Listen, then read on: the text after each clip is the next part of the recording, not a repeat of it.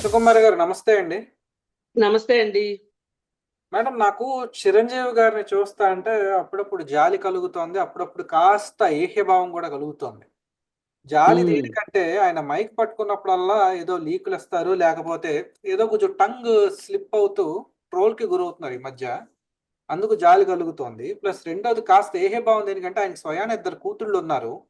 సొంతంగా హ్మ్. అక్క చెల్లెళ్ళున్నారు. ఆయన ఎన్నో ఇంటర్వ్యూల్లో వారి ఫ్యామిలీ‌నందరిని కలిసికట్టుగా ఉంచిన విధానాన్ని గూడా చిత్రీకరించారు ప్రజలకి. హ్మ్. కానీ మనవడు ఉంటే లెగసీ ముందుకెళ్తది అని ఆయన తన మనస్సులో మాటని అది నోరు జారడం కాదు. అది మనసులో ఉన్న మాట బయటకొచ్చింది.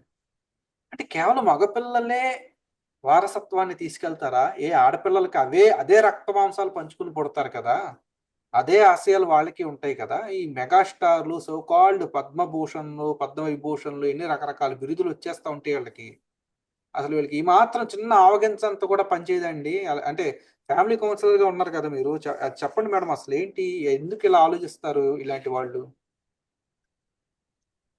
మన దేశంలోనండి లింగ సమానత్వం లేదు. అసలు లింగ సమానత్వం అవసరం అని గూడా ఆలోచించట్లేదు ఎవరు.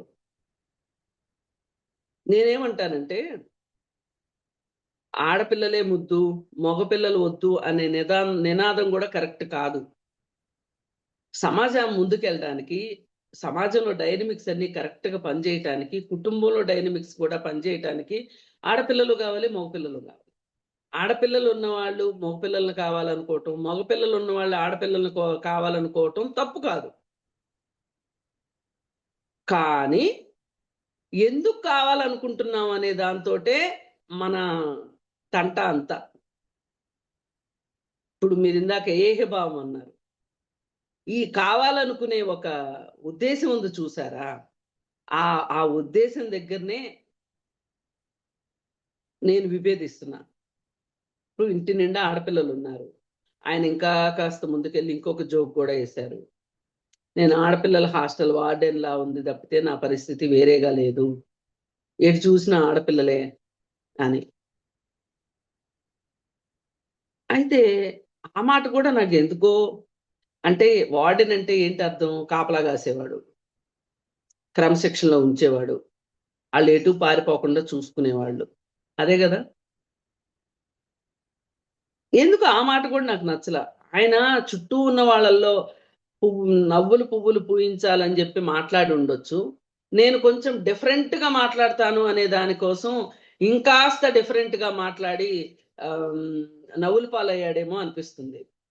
ఇకపోతే మన అసలైన ఆహ్, ఇబ్బందేంటో చెప్తా. ఈసారి గూడా ఆడపిల్లనే కంటాడేమోనని భయంగా ఉంది. రెండో మాట మన లెగసీని ముందుకు తీసుకెళ్ళాలి అంటే గనక మగపిల్లాడే కావాలి అనే ఒక ఉద్దేశ్యం ఏదైతే ఉందో అది చాలా తప్పు ఉద్దేశ్యం. ఎందుకంటున్నానంటే ఇప్పుడు పోనీ మగపిల్లాడే పుట్టాడు.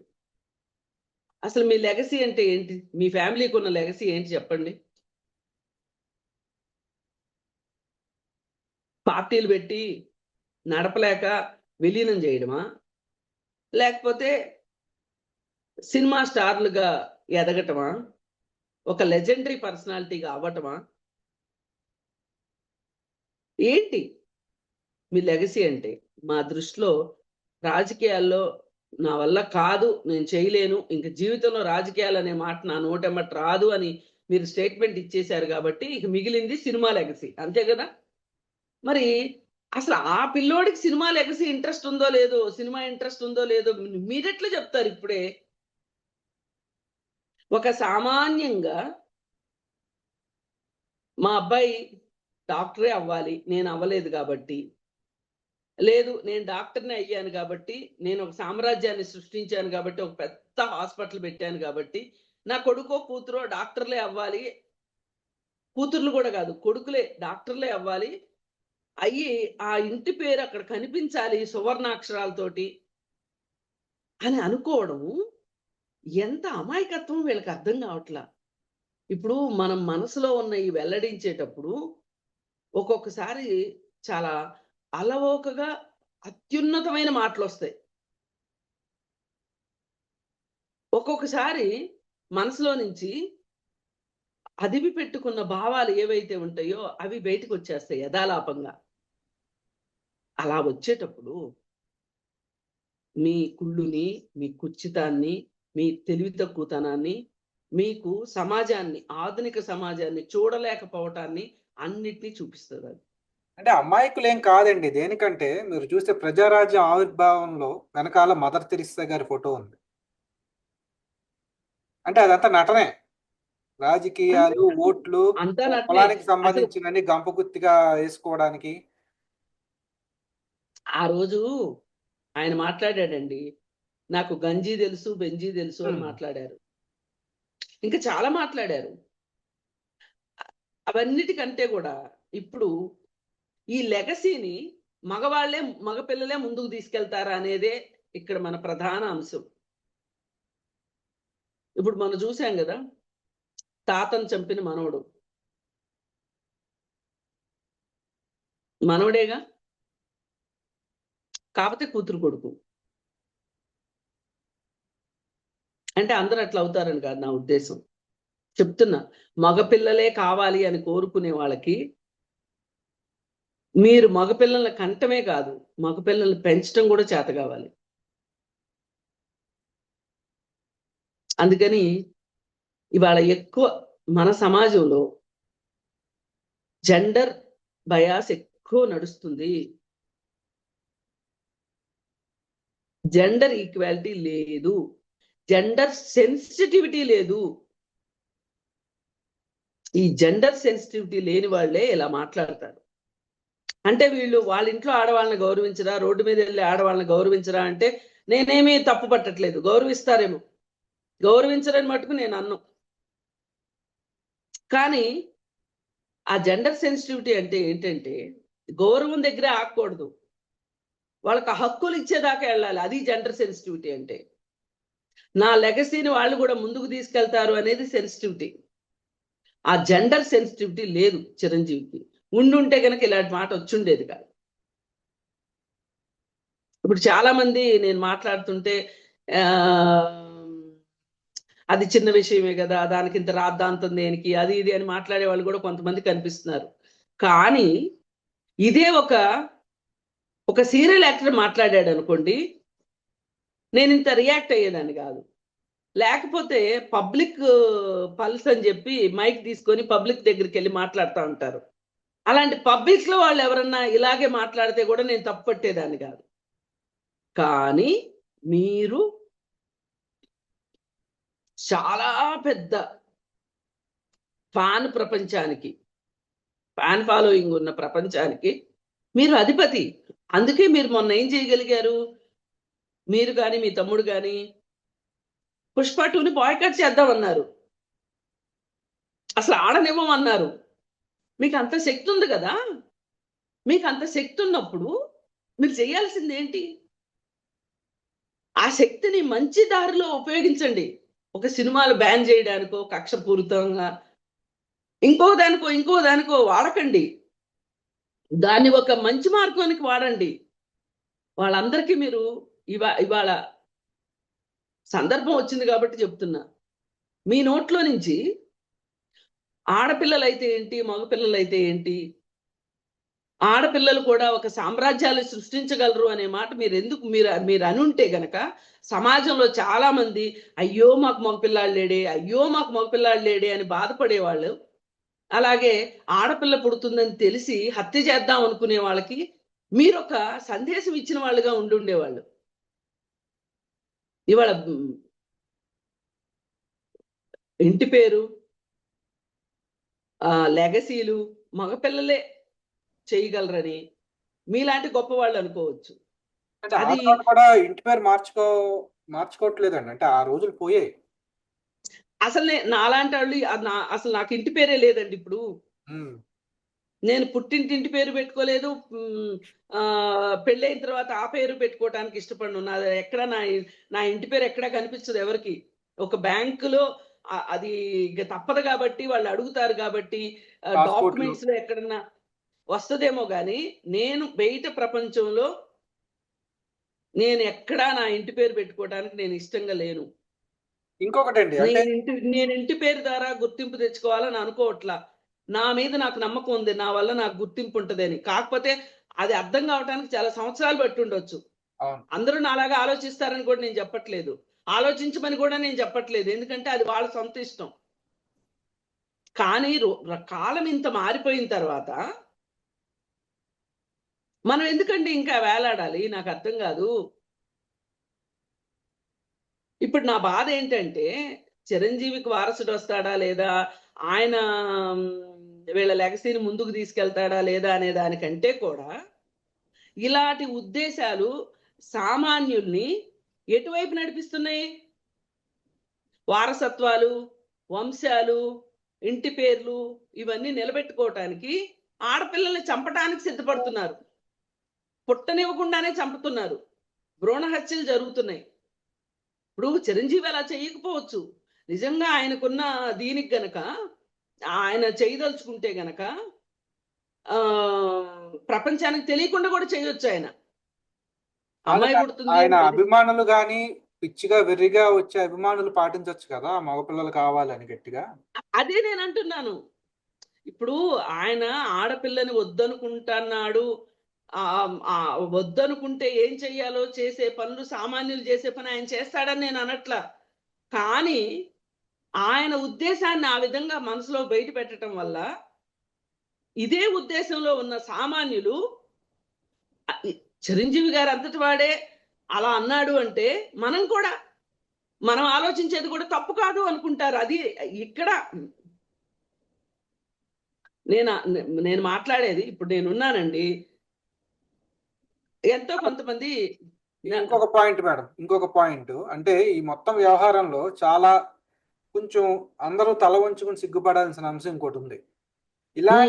ఇలాంటి ఎవరైనా ఇప్పుడు కొడాలి నాని కానివ్వండి, వల్లభనేని వంశీ కానివ్వండి, అంటే వాళ్ళతో పోల్చదగిన వ్యక్తి కాదు చిరంజీవి గారు, గౌరవంగానే చెప్తున్నాను. పోనీ చిరంజీవి గారు కానీ బాలకృష్ణ గారు వీళ్ళు ఎవరైనా పొరపాటున టంగ్ స్లిప్ అయినా అక్కడ జర్నలిస్ట్ సమక్షంలోనే టంగ్ స్లిప్ అవుతున్నారు వీళ్ళు. అక్కడ జర్నలిస్ట్ సోదరులు పల్టికిలిస్తున్నారు, ప్రశ్నించట్లేదు వీళ్ళు ఎవరు. ఇప్పుడు ఈయన మాట్లాడిన మాటల్ని వాళ్ళు వ్యతిరేకించకపోతే ఏమవుతుందంటే మౌనం అంగీకారం అయిపోతుంది. మౌనం అంగీకారమే కాకుండా వీళ్ళ మౌనంగా కూడా ఉండట్లేదు, వాళ్ళు సంతోషిస్తున్నారు, వాళ్ళు ఆమోదిస్తున్నారు. అది అది చాలా ప్రమాదం. ఇప్పుడు చూడండి, కొడాలి నాని ప్రెస్ మీట్లో గతంలో బూతులు మాట్లాడుతూ పగలు కిచ్ కిచ్ కిచ్ కిచ్ అంటూ నవ్వడం జర్నలిస్టులు. అంటే ఆయన ప్రెస్ మీట్ ఒక సెక్షన్ ఆఫ్ జర్నలిస్టులు వెళ్తారు. అలాగే ఇప్పుడు ఇక్కడ చిరంజీవి గారు ఇలాగా అన్న ఫ్లోలు అన్నా కూడా అక్కడ సినీ జర్నలిస్టులు ఉన్నారు, పెద్ద పెద్ద కాకలు తీరిన మేధావులు, తలపండిన వాళ్ళు ఉన్నారు. వాళ్ళు కూడా కిచ్ కిచ్ కిచ్ కిచ్ అని పళ్ళిక్కించడం. ఇంక వీళ్ళు జర్నలిస్టులు అని చెప్పుకుంటున్నారు, నాకు అర్థం కాదు. అది ఒక రకమైన బానిసత్వం. అదే మీరు ఎవరన్నా చిన్న యాక్టరు ఏదన్నా, ఇప్పుడు ఎక్కడ దాకా ఎందుకు, మొన్న విశ్వక్సేను ఇంటర్వ్యూలో ఎంత ముప్పు తిప్పలు పెట్టారండి అతన్ని జర్నలిస్టులు. అంటే జర్నలిజం అంటే ఎంతో కొంత పేకాల్సిందే. ఎందుకంటే ఉద్దేశాన్ని ప్రపంచానికి తెలియజేయటం కోసం వాళ్ళు ఆ మాత్రం చీల్చి చెండాడాల్సిందే, నేను కాదనట్లా. కానీ మీరు అందరినీ ఆడండి, చీల్చి చెండాడండి. కొందరిని ఎందుకు అంటే అధికార బలం లేని వాళ్ళను, లేకపోతే సీనియర్లు కాని వాళ్ళ మీద జోలికో మీరు వెళ్ళినంత ఇదిగా సీనియర్ల మీదకి ఎందుకు? సీనియర్ ఎవరు మాట్లాడినా తప్పే కదా. కాదండి, మీకు గుర్తుంటే సుమ గారు స్నాక్స్ తినేళ్ళంటో ఏదో అన్నారని చెప్పి వీళ్ళందరికీ మండింది. చాలా, అబ్బో చాలా గొడవ చేశారు ఆవిడ. బోలెడు సారీ కూడా చెప్పింది ఆవిడ. ఇప్పుడు ఏమైంది వీళ్ళకి? వీళ్ళ నోళ్ళు ఏమైనాయి? ఇప్పుడు స్నాక్స్ తిని వెళ్ళండి అనే దానికంటే కూడా ఘోరమైన విషయం ఇది. దానికంటే ఘోరమా స్నాక్స్ తిని వెళ్ళడం అనేది? అసలు ఇవన్నీ కూడా కాదండి. లెగసీలు నిలబెట్టిన వాళ్ళు చరిత్రలో బోలెడు మంది ఉన్నారు. ఈ రోజుకి మనము రజియా సుల్తానా గురించి మాట్లాడుకుంటాం, కాకతీయ రాణి రుద్రమ గురించి మాట్లాడుకుంటాం, మల్లమాంబ గురించి మాట్లాడుకుంటాం, అలాగే ఝాన్సీ లక్ష్మీబాయి గురించి మాట్లాడుకుంటాం, ఇకపోతే సావిత్రిబాయి పూలే గురించి మాట్లాడుకుంటాం. అంబేద్కర్ గారి భార్య రమాయిబాయి గారి గురించి మాట్లాడుకుంటాం. ఇలా చరిత్రలో ఏరుకుంటూ వెళ్తే బోలెడు మంది దొరుకుతారు. ఇందిరాగాంధీ గారు అక్కడ దాకా ఇందిరాగాంధీ గారు. ఐరన్ మహిళ. అందుకని ఒకటే, ఇప్పుడు బెనజీర్ భుట్టో ఉంది. దురదృష్టవశాత్తు ఆమె పెళ్లి విషయంలో ఆమె పొరపాటు చేసింది, కానీ ఆమె పెళ్లి వల్లే ఆమె జీవితం అలా అంతమైంది. కానీ లేకపోతే ఆ రోజు ఎంతటి నాయకురాలండి బెనజీర్ భుట్టో. బంగ్లాదేశ్ షేక్ హసీనా కూడా ఉన్నారు. షేక్ హసీనా ఇలా చెప్పుకుంటా వెళ్తే చాలా మంది ఉన్నారు. మరి ఎందుకు మీరు మగపిల్లవాడే ఇంటి పేరు క్యారీ అవ్వాలి అని? అసలు ఇవన్నీ కూడా కాదు. ఇంకా చూసుకుంటే ఈ రోజుకి కొన్ని చోట్ల కేరళలో మాతృస్వామిక వ్యవస్థ ఉంది. నా దృష్టిలో పూర్తి మాతృస్వామిక వ్యవస్థ తప్పే, పూర్తి పురుషాధిక్య సమాజము తప్పే. మనం అంతా మానవులు, మానవ సమాజం మంది. సమాన హక్కులు ఉండాలి. కాస్తంత మనోభావాలు దెబ్బతినకుండా హక్కులు పరిరక్షించుకుంటూ, ఒకరినొకరు, ఒకరి అభిప్రాయాలు ఒకరు గౌరవించుకుంటూ, ఒకరి అవసరాలని రెండో వాళ్ళు చాలా సుహృద భావంతో ముందుకు తీసుకెళ్లే వాళ్ళు కావాలి. ఈ నూతన సమాజం మనకు కావాలి. ఇలా అమ్మాయిలే అబ్బాయిలే లెగసీని ముందుకు తీసుకెళ్తారు అనుకోవడం అనేది చాలా చాలా చాలా చాలా తప్పు. ఇవాళ అంతర్జాతీయ సంస్థల్లో కూడా చాలా సంస్థల్లో మహిళలు నేతృత్వం వహిస్తున్నారు. ఇప్పుడు కిరణ్ మజుందార్ ఉందండి, బయోకాన్ కంపెనీ పెట్టిన ఆవిడ అసలు ఏ స్థాయి నుంచి వచ్చింది? ఆవిడ ఏ స్థాయికి ఎదిగింది? ఇట్లా చాలా మంది ఉన్నారు చెప్పుకుంటే. అందుకని ఈ లెగసీలు ఇవి ఆ మాట పక్కన పెట్టి, కొంచెం ఇలాంటి పెద్దవాళ్ళు, సమాజంని ఇన్ఫ్లుయెన్స్ చేయగలిగిన వాళ్ళు అనబడే వాళ్ళు కొంచెం సంయమనంతో మాట్లాడితే సంతోషిస్తాం. రైట్. చూద్దాం మేడం. నిజంగా అంటే చిరంజీవి గారు ఏదో పొరపాటున అన్నారనుకున్నా, నాకు ఈ జర్నలిస్టులే ప్రశ్నించకుండా అక్కడ ఉండిపోయారు అనేది నాకు కొంచెం బాధగా ఉంది మేడం. సర్లే, ఏదేమైనప్పటికీ సరే, సమాజంలో వస్తున్న వింత విపత్కర ధోరణులు ఇది కూడా భాగం అనుకుని మనం ముక్కు మూసుకుని వెళ్లాల్సిన పరిస్థితి ఉంది. ధన్యవాదాలు మేడం. ధన్యవాదాలు.